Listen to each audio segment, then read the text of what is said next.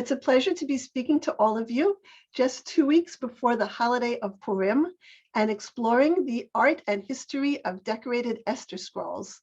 And I would like to thank the organizers, Magda and Shabhan, and also express my appreciation to my colleague, Dr. Dagmara Budyach, a fellow scholar with whom I have collaborated over the years in the research of Esther scrolls. And most recently, we have been thinking together about the wandering 18th century scribe and artist, Aryeh Leib ben Daniel of Goray. Before we take a deep dive into the work of Aryeh Leib, I want to provide a brief historical context of the Esther scroll, an object of Judaica. Esther scrolls, or in Hebrew known as Megillot Esther, are created to be used on the holiday of Purim. This is a holiday which celebrates the miraculous salvation of the Jews of the Persian Empire over their archenemy Haman some 2,500 years ago. On the holiday of Purim, in order to fulfill this ritual obligation, the biblical book of Esther must be read aloud and specifically from a scroll, not a codex. According to rabbinic law, it is required that the scroll be handwritten in ink on the skin of a kosher animal, and usually the way they do that, it's several pieces of parchment which are sewn together. They're known as membranes, and they're sewn together with sinew. The scroll itself is then rolled into a single cylinder and sometimes attached to a roller or fitted into a decorative case. It is surprising that while we have hundreds of early medieval Hebrew codices of dates, the first Esther scroll with a secure date informing us the year in which it was written only appears in 1483. And this is a scroll now in the Parma Library written by the famous scribe Abraham Farasol. We think, based on paleographic evidence, that there are probably a dozen or so scrolls which might date to the late 14th or early 15th century, but without a scribal note or a scientific carbon dating of each scroll, it is hard to be certain of dates of scrolls which don't have dates written on them. Most Esther scrolls, like most books, are not decorated. So when did this practice of decorating Esther scrolls begin? This is an image of the very first Esther scroll known to include decoration, and a colophon, which is an end note containing scribal information in the rondel at left, informs us of an even more unusual fact. This scroll was copied by a female scribe, and she gives her name Stelina, and she says that she wrote it in the city of Venice in 1564. Traditionally, women are not authorized to serve as scribes and create ritual objects such as Torah scrolls. However, the rabbinic standpoint is less definite as to whether a woman may write an Esther scroll. That said, Stelina is one of only 4 women known to have written Esther scrolls prior to the 20th century. We know only that she wrote it. We do not know who created the decoration.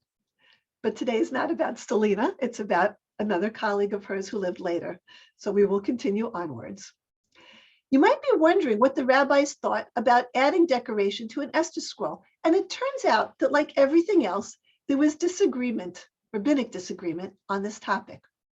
Some authorities compare the Esther scroll to a Torah scroll, and it is categorically forbidden to add any decoration whatsoever to a Torah scroll. In fact, you can't even add one extra letter that renders it pasul, unfit for ritual use. However, many rabbinic authorities took a more permissive attitude toward the decoration and addition of extra texts like blessings to an Esther scroll. And one reason given for this more permissive attitude is that the name of God does not appear even once throughout the text of the book of Esther. And as a result, Esther scrolls are considered to possess a lesser degree of holiness than a Torah scroll, which does contain God's name. Therefore, some rabbinic authorities permitted scribes to add extra texts like blessings recited before and after the scroll is read, and did not object to illustrations appearing on the Esther scroll. So here we see the first known decorated scroll written by Stelina in 1564. What happens next in this genre of Jewish art? Well, not much for about 50 years.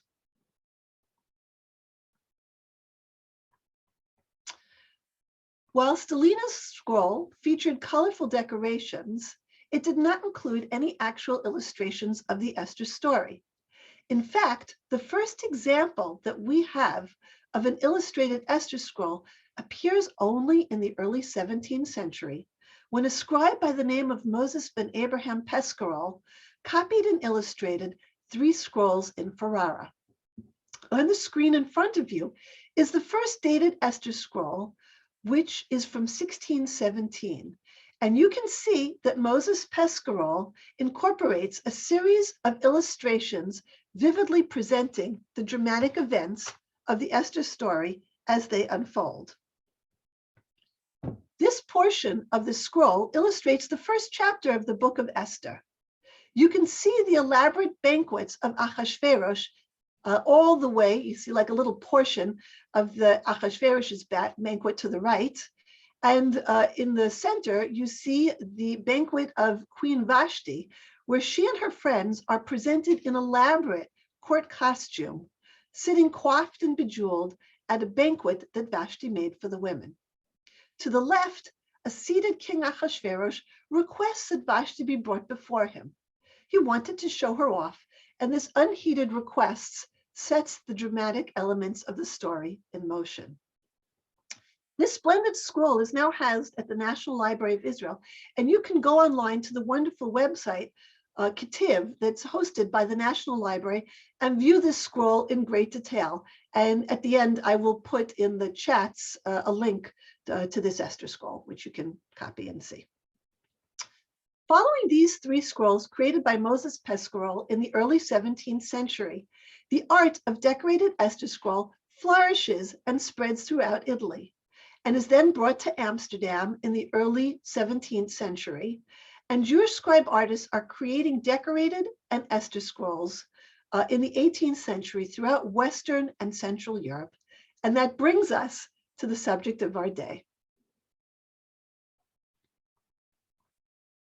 Almost 300 years ago, at the end of the summer of 1732, we encountered the first of many Esther scrolls that were beautifully penned and illustrated by the very talented scribe and artist Aryeh Leib ben Daniel from the small town of Goray.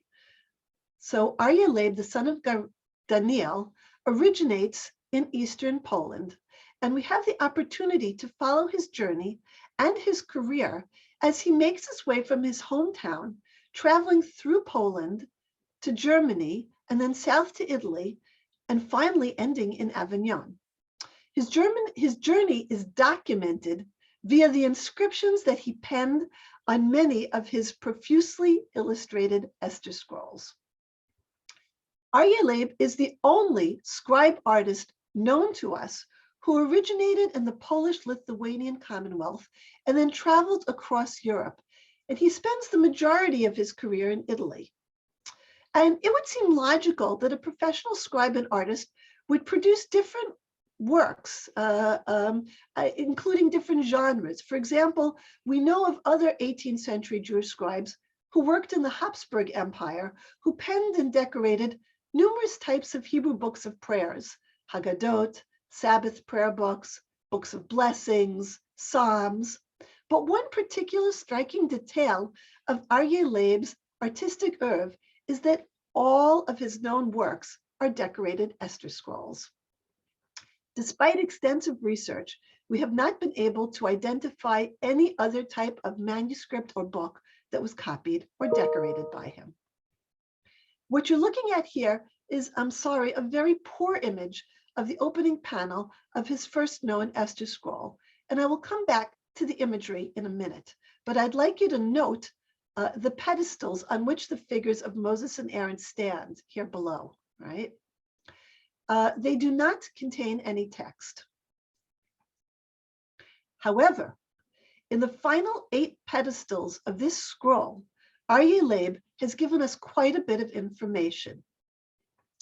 And he says that the scroll was completed on the 9th of Elul in the year 5492. And in the pedestal all the way on the right of the screen, you see the last part of this date, Tuf Sadi Bet. That equals 5492, the year 1732. In the town of Khodorov. And he says, this is the work of my hands, Aryeh Leib, the son of Daniel of Goray, which is near to the holy community of Zamość in Polin Katan. And you can follow this text as you move across the columns. And on bottom, he says he's Megoray, Hasamuch, Lekihila Kodesh Zamość bePolin Katan. It's rather interesting. Throughout his entire career, in almost every instance where Aryeh Leib signed his work, he makes reference to his hometown of Goray. However, realizing that Goray is rather small, Aryeh Leib helpfully clues the reader in that Goray is not far from the big city, the holy community of Zamość.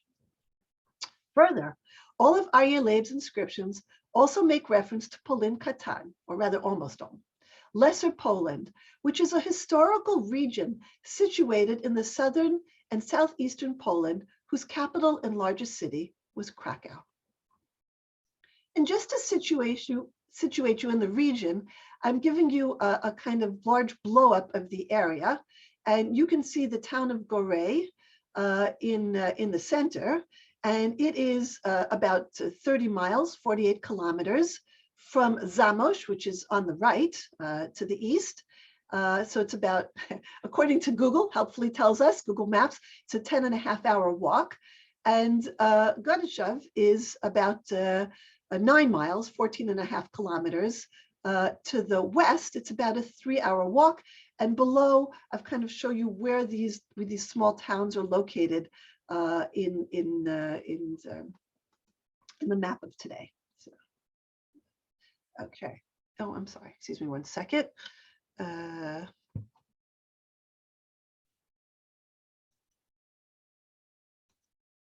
Right.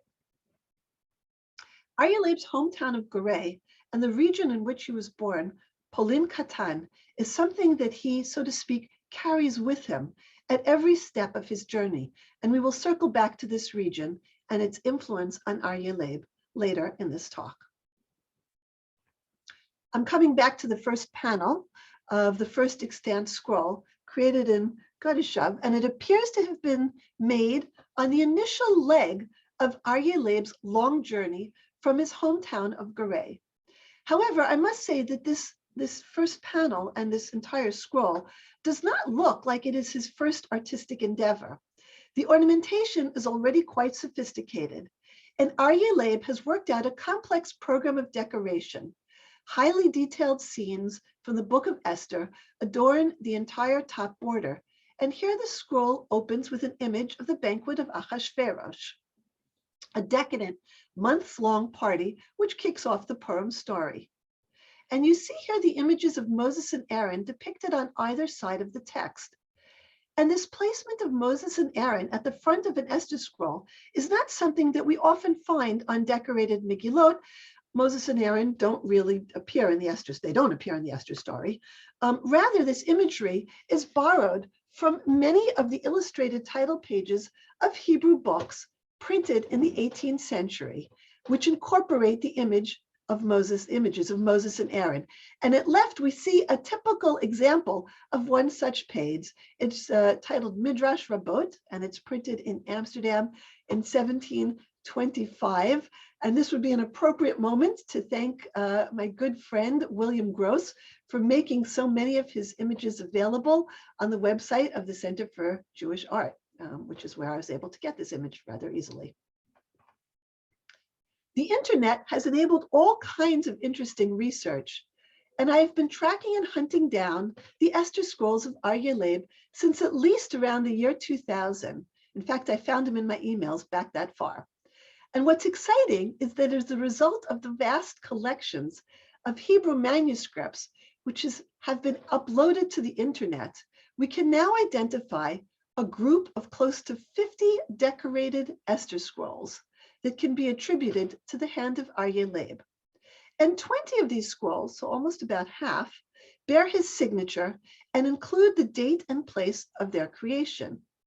And these manuscripts reveal that Aryeh Leib was working between the years 1732 and 1755, and his scribal inscriptions afford us a fascinating opportunity to trace his route and follow the development of his artistic aesthetic as he journeys from Poland to Italy.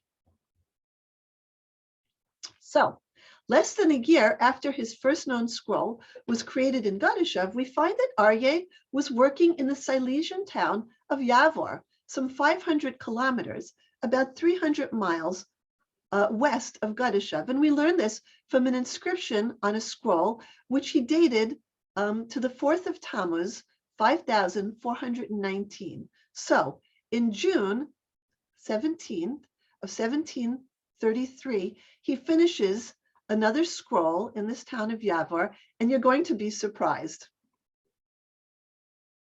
This is the scroll. From an artistic perspective, the design and illustration of this Esther scroll is radically different from the more sophisticated line drawing that we encountered in his earlier work, completed a year beforehand. In fact, most of the scrolls that Aryeh Leib decorated from 1733 to 1737, his earlier period before he arrives in Italy, feature illustrations painted in colorful tempera, as we see here on the screen.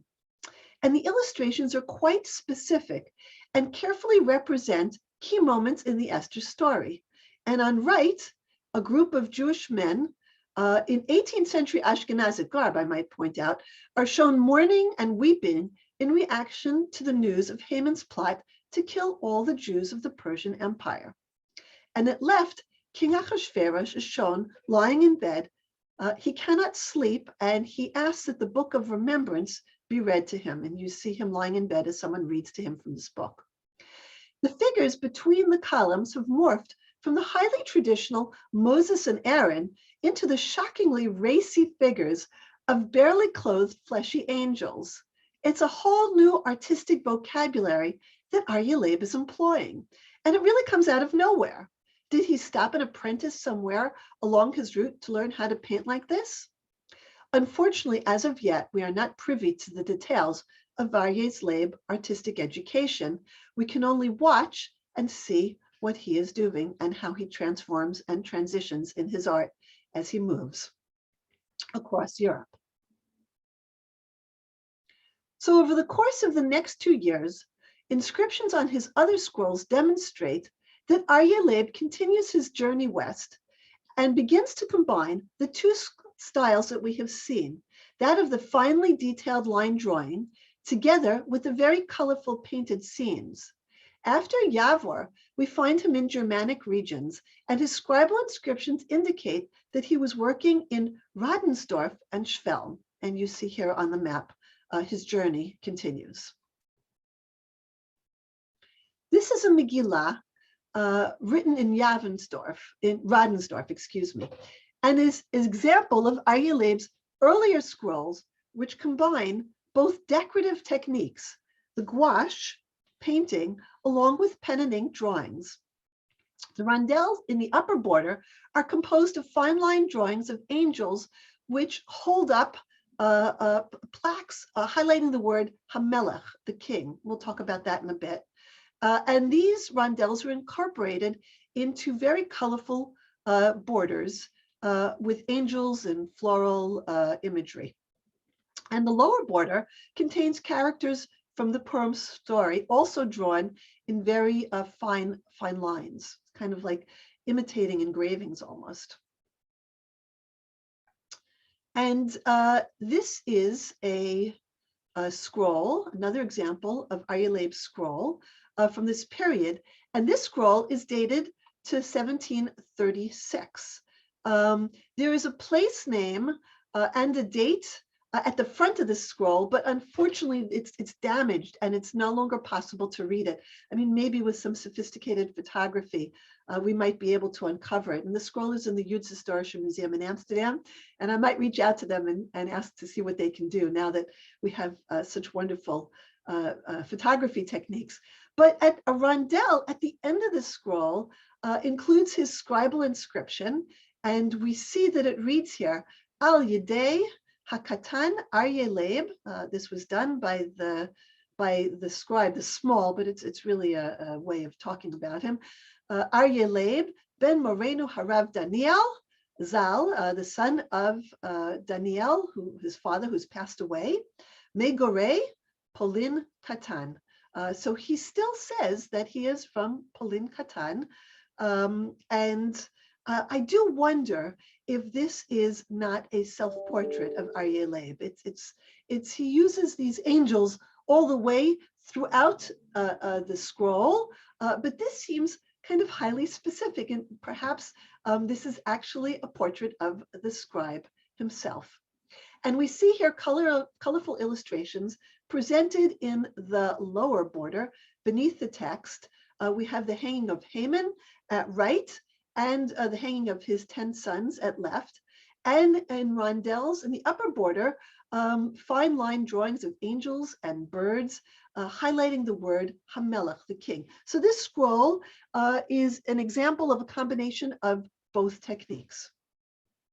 And because I like it, I'm bringing another example of this scroll. We see here at right, Esther kneeling before Ahasuerus. She comes to ask him to join him at a party. Later that night, after the party, a troubled Ahasuerus, unable to sleep, asks that his book of remembrances be read to him. This is a Megillah that is written in Shvelm in the following year. It's completed on March 1st, 1737. And according to Aryeh Leib's inscription at the end of the scroll, he indicates that he's working in Shvelm, which is also in the Germanic regions.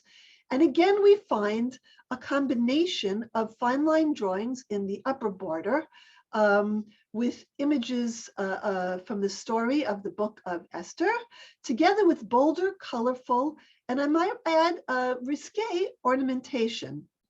And I find myself still surprised by the use of nude figures in an object that was clearly used for ritual purposes. But perhaps it should be pointed out that the Esther story itself is not exactly tsanua, modest. It features court intrigue, murder, not quite romance, but implicitly lots of sex. The Bible recounts that Ahasuerus has a new woman to amuse him every night for 3.5 years. And you can do the math on that. That's close to 1,300 women. He has nonstop parties that last 180 days. So it's maybe not surprising that the story sparked the imagination of artists to include imagery that reflects elements of the tale.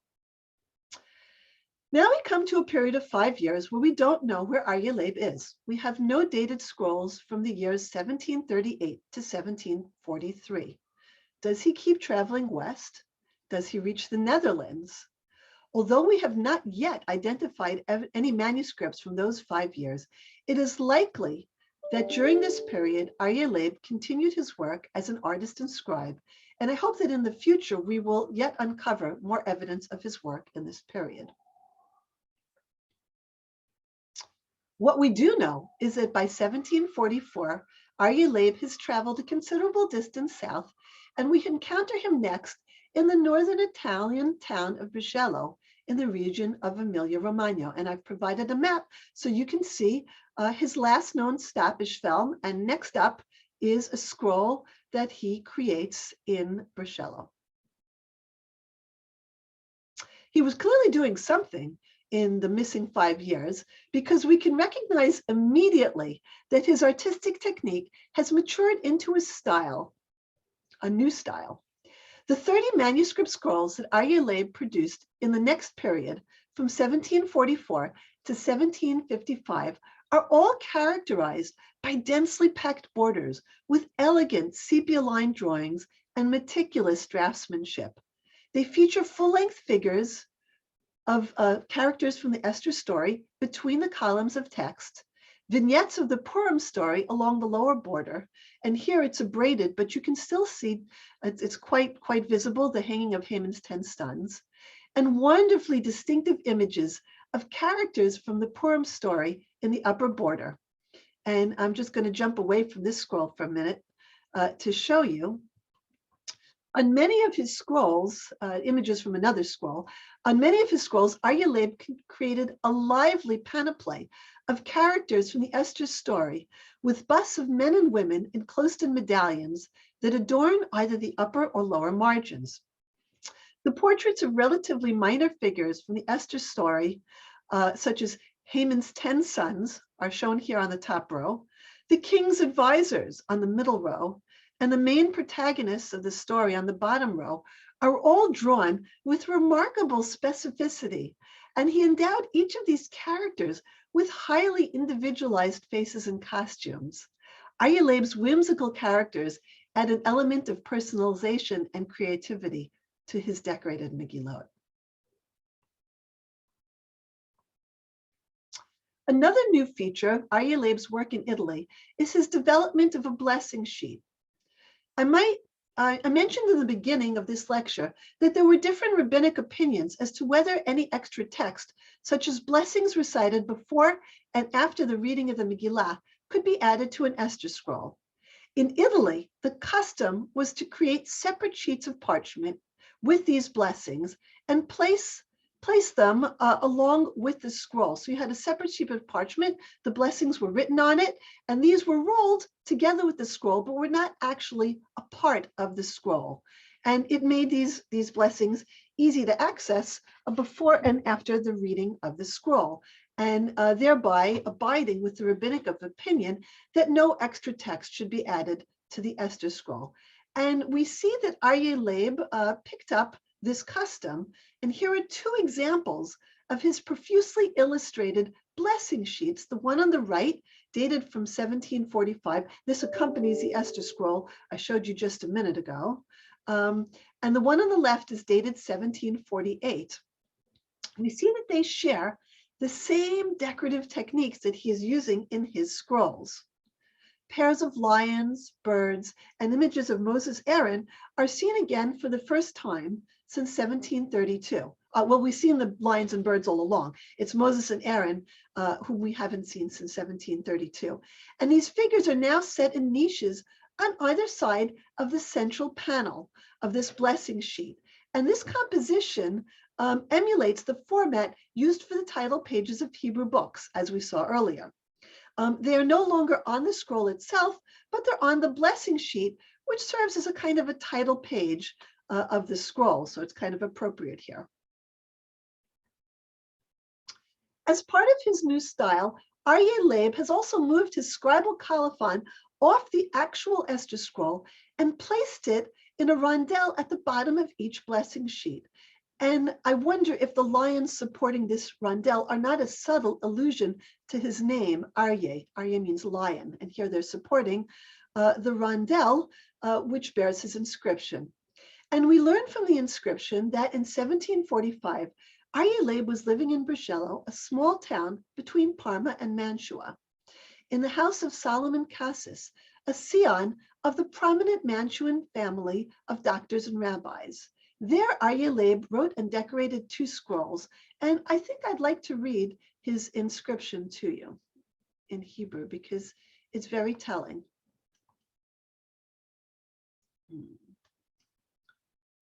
And one second, I need to just move this down, which I'm having a hard time doing, excuse me, so I can read it for you. Never mind, I'll go. Zot v'od acheret, this and another, katavti im tsiurim, I have written with illustrations, al dvar chazal, according to the words of Chazal, the rabbis, ze keli v'anvehu, this is my God and I should glorify him, v'chule.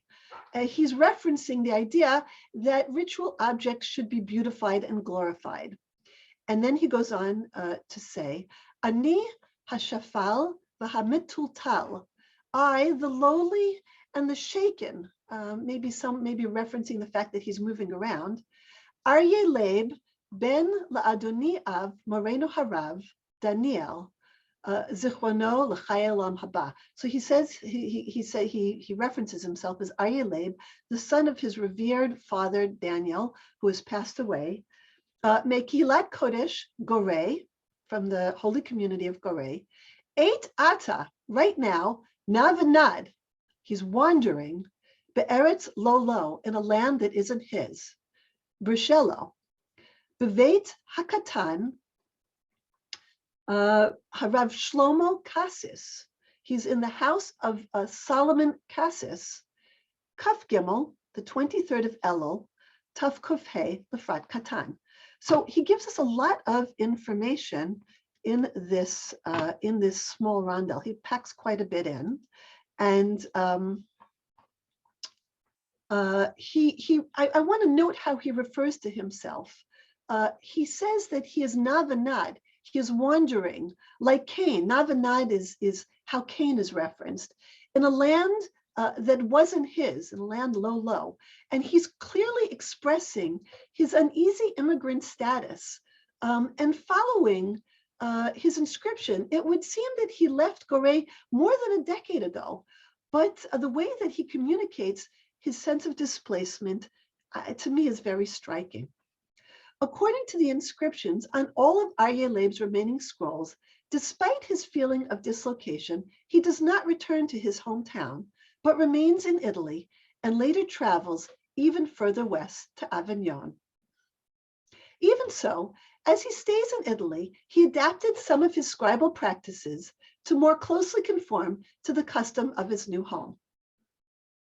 A significant difference between the scrolls of Aryeh Leib created in Italy and those that he wrote before he came to Italy is seen in the layout of a short section of text from the 9th chapter of the book of Esther, which lists the names of his 10 sons of Haman, not Aryeh Leib's sons. These names are traditionally copied in 11 lines, divided into 2 columns in a separate section of text. While this normative layout can be observed in all the scrolls produced by Aryeh Leib after his arrival in Italy, such as the image at left, his earlier color scrolls feature an irregular layout where the names of Haman's sons are incorporated into a column of text, with some lines of text written above the names of Haman's sons and some line below. Other scribal practices were preserved by Aryeh Leib even after his arrival in Italy. In many of his scrolls, Aryeh Leib copied the text in a special layout where all of the columns of text begin with the word Hamelach, the king, referencing the King of Kings, God.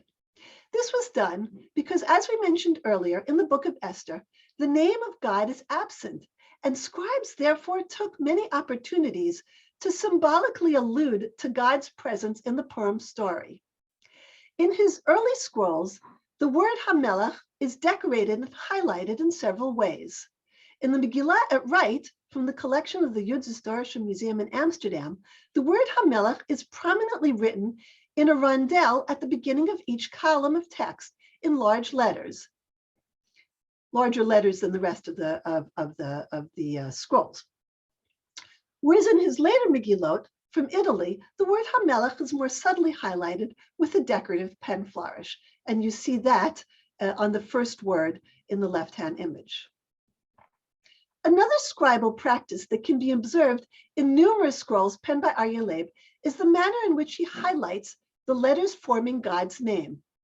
In the text of the book of Esther, 5 verses contain letters in successive words which form God's name, and marking or highlighting these specific letters that spell out God's name was a habit practiced by Jewish scribes, mainly from German-speaking lands. Aryeh Leib employed this scribal custom in scrolls produced both in his early and later stages of his career. In his early scrolls, the letters are enlarged, as you see here at right. But in his Italian Megillot, we find the letters highlighted more subtly with a crownlet or tendril bent to the right-hand side. So it's a question, where did Aryeh Leib draw his artistic inspiration? One possibility is that he might have been aware of other Esther scrolls available at the time. For example, at the time that Aryeh Leib was working in Italy, scrolls with engraved border designs were being published in Amsterdam. And here is an example of one such scroll on the screen. And these scrolls were highly popular. They were printed with engraved borders, and then a scribe would come and write the text by hand so that they would be kosher for ritual use. And these printed borders were circulated widely throughout Western and even Central Europe. And they featured an elaborate cycle of illustrations of the Esther story. And it is not unlikely that Aryeh Leib saw these scrolls and adapted some of the imagery. For example, the group of Esther scrolls printed in Amsterdam with engraved borders included extra biblical images based on midrashim, that is, rabbinic expansions to the Esther narrative. One scene often found in Aryeh Leib's Megillot is a depiction of the execution of Vashti. In the biblical text of the book of Esther, Vashti, Queen Vashti, is deposed and sent away from the palace. But the Bible does not mention that she is punished for her sin of not appearing before Ahasuerus with death. The rabbis, however, elaborated that Vashti was killed for her misdeeds, and they go on to discuss various misdeeds, not just not appearing before King Ahasuerus. You see here at left, in the engraved scroll from Amsterdam, Vashti is being strangled to death. Note, however, that Aryeh Leib has his own interpretation of this episode. In every one of his illustrations of this scene, Queen Vashti is not strangled, but rather she is beheaded. And here she is shown kneeling. The upper part of her body is uncovered, and her eyes are blindfolded. So I'm comparing here the scene from Aryeh Leib's scroll, where we see the beheading of Vashti, and below that, an enlargement of the scene from the Amsterdam scroll, where Vashti is being strangled. Two women on either side of her are pulling a rope around her neck. You see her crown has fallen on the ground. Aryeh Leib's visual interpretation of this midrash remains the same from his early throughout his later scrolls. He's always shown being beheaded. You see here not a great image from his early painted scroll where she's kneeling on the ground and you see the sword is raised above her head. And then from later scrolls where you see clearly she's being beheaded. Here's another example based on a midrash that Aryeh Leib incorporates into the illustrations of his scrolls. Haman is aiming an arrow at a wheel with zodiac signs to determine what would be the most auspicious month to destroy the Jewish people. This is not an episode found in the book of Esther. In the book of Esther, it says he pilpur. He drew lots. We don't exactly know what that means. He drew lots to figure out which month in which to annihilate the Jewish people. Here we see him shooting an arrow at a wheel with the signs of the zodiac, and the symbol for the month of Adar, two fish, Pisces, is shown at the top of the wheel, and Adar is chosen as the month to kill the Jewish people. And similarly, in an image, similarly to his image of the execution of Vashti, this image of Aryeh Leib is unquestionably based on the image found in the group of Esther scrolls with printed borders that were published in Amsterdam circa 1700. Between 1746 and 1748, Aryeh Leib wrote and decorated several scrolls in Venice. At the same time that he was creating decorated manuscripts, Aryeh Leib also extended his reach to buyers of Esther scrolls by inscribing the text of the book of Esther onto parchments, which were ornamented with printed borders designed by Francesco Grisolini. Grisolini was a renowned Christian artist. He was a scholar and author and a member of the Italian Enlightenment, and he actually partnered with the Jewish community, creating several different engravings for their Bibles, for sukkah plaques, and he's best known for his engravings of an Esther scroll, which were printed a lot. We have many such examples of this Esther scroll, and they were printed in black and white and then hand colored. And you see his name, Grisolini, appears. He signs it at the bottom of the engraved border. And we know that Aryeh Leib wrote 7 such scrolls between 1746 and 1748. And he tells us that he primarily copied them in Venice, which is where we believe these borders were printed, though one of them was inscribed in Pisa. And after 1748, we are not aware of any Megillot produced by Aryeh Leib until 1755, at which point we find him in Avignon, where he wrote and ornamented his last manuscript scroll known to us. And I'm just going to show you a close-up of this scroll, where we see here he is in 1747 writing a scroll which has engraved borders, and he says Al Yedei Aryeh Leib ben Reb Daniel Mekilat Kodesh Goray. So let's get back to Goray and Polin Katan. One of the formative influences on the artistic style of Aryeh Leib must have been the richly and profusely decorated synagogues that were found throughout his homeland, the Polish-Lithuanian Commonwealth, which he refers to as Polin Katan. And here is an example of one such painted synagogue from Khodorov, near Lviv. And the paintings were made by Israel ben Mordechai in 1714. And it is likely that these synagogues provided the initial aesthetic inspiration for Aryeh Leib's work. For example, the profusion of animals such as lions and eagles and griffins that were such an important component of his artistic vocabulary are all found in these painted synagogues. And even the text in the rondels on the columns of text, as you see here on the walls, is very reminiscent of what we find in the scrolls of Aryeh Leib. These synagogues were all destroyed by the Nazis. Not one remained standing. But I want to give you some idea of the brilliance and artistic experience that one would have encountered walking into these magnificent buildings. And I'm showing you a recreation of this same Chodorów synagogue that is now on display in the museum in Polin.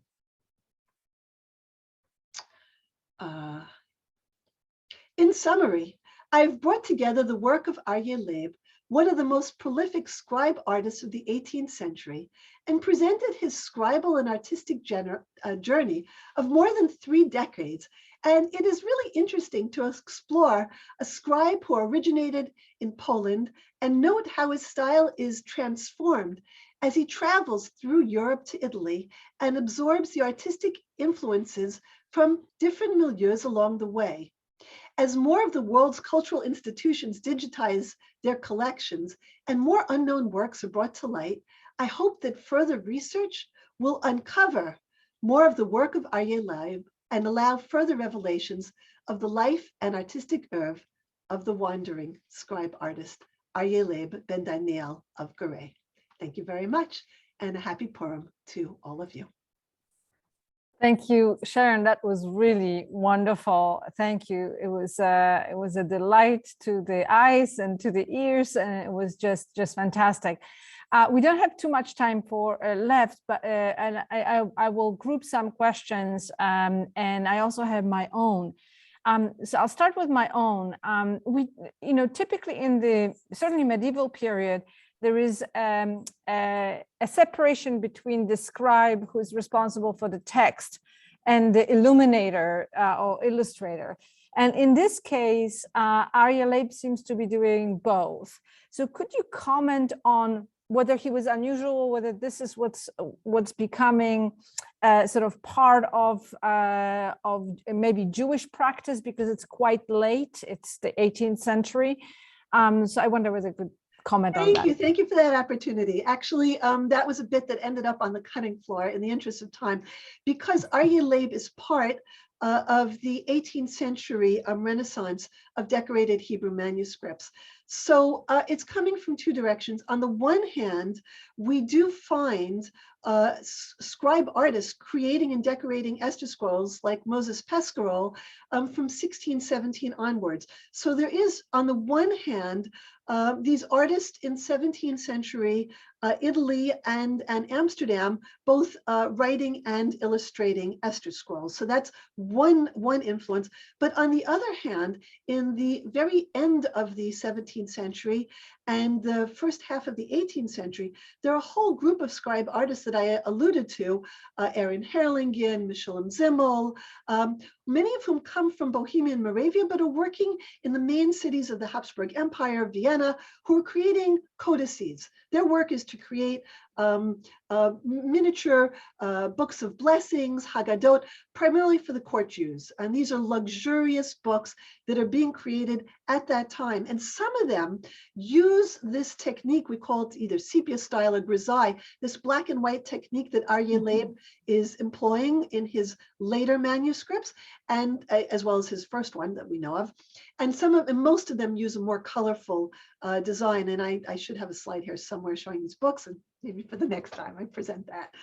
So he's both continuing in the tradition of Jewish scribe artists, both decorating and illustrating Esther scrolls, and in the more recent tradition of Jewish scribe artists of the 18th century, who both wrote and decorated Hebrew codices.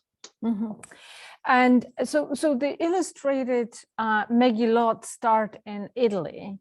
Yes. And then you mentioned Amsterdam, and of course Aryeh Leib comes from the Polish-Lithuanian Commonwealth, and then you mentioned all these other scribes in the Habsburg domains. So are there any artistic or stylistic differences between the Italian Jews, Sephardic Jews, Ashkenazi Jews? If you could comment on that. So they have their own traditions, artistic traditions, and so writ large, the Jewish artists tend to adapt the art of the country and the influence of the country in which they live. However, these artists were on the move. So, for example, when you talk about the decorated scrolls in Amsterdam, well, who is creating them but Shalom d'Italia? So Shalom d'Italia was, as his name suggests, an artist who originates in Italy, but finds himself in Amsterdam in the years 1740s, for example. And he's creating borders for Esther scrolls there, as well as hand-drawn manuscripts. We have one such example, several such examples of his hand-drawn manuscripts. So they're adapting the style of Western Europe and the art of, you know what, if I go back here very quickly, the very first scroll that we encounter, right, is using all of it from 1564. We don't know who illustrated this, so it's not quite the same, but this art, which incorporates urns and masks and satyrs, is very typical of what you would find in Italy of this period. Yeah. Okay, wonderful. And so it's less about the Ashkenazic, Italian, Sephardic, and more about the country in which they're situated. Right, but he continues. I mean, he changes obviously his style. He changes, but he continues the connection with the Eastern European synagogues, right? That kind of artistic vocabulary that continues. The other question that comes up is, who are these? Who are the consumers? Who are the patrons of these Esther scrolls? What do we know about them? Whether his own or also others, if you could expand. And one question is, how much would such a scribe make making these scrolls? Oh, I see. I didn't share the screen when I showed the last one from 1564, but anyhow. Who are the patrons? So in certain cases, we actually know exactly who they are. I mean, the scroll with the rondel that I read to you, where he said he's Nav and Nad, he said he's sitting in the house of Solomon Cassis. This was someone who we know a little bit about. He was a doctor, he was a rabbi, he was a well-known figure in the town of Brescello. I think his sons were in Mantua, and they tended to be wealthy individuals. I mean, you needed a little bit of money to hire a scribe to sit and write and illustrate a scroll. So I think we can characterize the fact that whoever has a manuscript scroll was probably a wealthy individual. And, you know, if you had a little bit less money, it was cheaper to buy a scroll printed on parchment. I mean, parchment scrolls are not cheap because printing on parchment is still an expensive endeavor. But when you can make multiple copies quickly, it's cheaper than sitting and doing the illustrations by hand. So it's going to be, you know, wealthy, acculturated individuals who enjoy, you know, creating or in owning beautiful works of art. And he references the idea of making beautiful art. This is the idea in Jewish thought that when you have a ritual object, it should be the most beautiful one that you can afford. So buy a beautiful etrog and lulav, create beautiful books, etc. Mm-hmm. Mm-hmm. Wonderful. The question is about the crossover between synagogue and decoration of illuminated text. So were there any other artists doing that kind of crossover between the synagogue decorations and illuminated texts? He is the only known. I mean, there were no, as a matter of fact, we don't have, I'm thinking really quickly, Dagmara would be helpful on this. We have other scrolls, not many, that were created in Warsaw. I don't know that we have named artists whose journey we can follow in the same way. He's the only one who we can really identify. So we actually have the names of artists creating these decorated synagogues because they've signed their works in the synagogues, many of them. But you know, most Esther scrolls do not contain inscriptions. Most Esther scrolls don't have illustrations. Right. I think I made that point in the beginning, but you know, this is the muta de muta. This is a small slice, and you know, it's made even smaller by what we have left after hundreds of years. I'm hoping more of his scrolls will turn up, and they do. I had one at the Sotheby's auction house, which I uncovered just 4 years ago, sitting over someone's mantelpiece. I was like, "Good Lord, there's another one of his scrolls," much to the excitement of the person who owned it, and the person. Yes, everybody was happy. So. You know, it's rare. It's really rare to be able to have this much knowledge about the journey of a scribe and watch as his life unfolds. So you know, there were other scrolls, not a lot. Most of decorated scrolls in Europe were created in Western and Central Europe. There are a few from Poland and the Ukraine, but it's not the majority. Mm-hmm. Yeah, and so you would the decoration would be mostly done for the casing, right? In the scrolls that were not illustrated, that were not decorated, that people would buy but would want to enhance as ritual objects. That's correct. I decided not to use my time to talk about, because Aryeh Leib scrolls do not have any silver cases or engraved wooden cases. I didn't look, but indeed that is a feature of Esther scrolls, and they are, many of them come with beautiful cases. That's right. So I was really fascinated by the sense of displacement, but also sense of belonging, right? As you pointed out, reading that text, but belonging to Goray, right? Constantly referring to and then saying not belonging to this land. That is, he clearly had a sense of belonging somewhere else, but by talking about this not belonging and constantly referring back to his, you know, to his family, and then so it was very, very, very interesting to see that. We do not have much time left. Very atypical.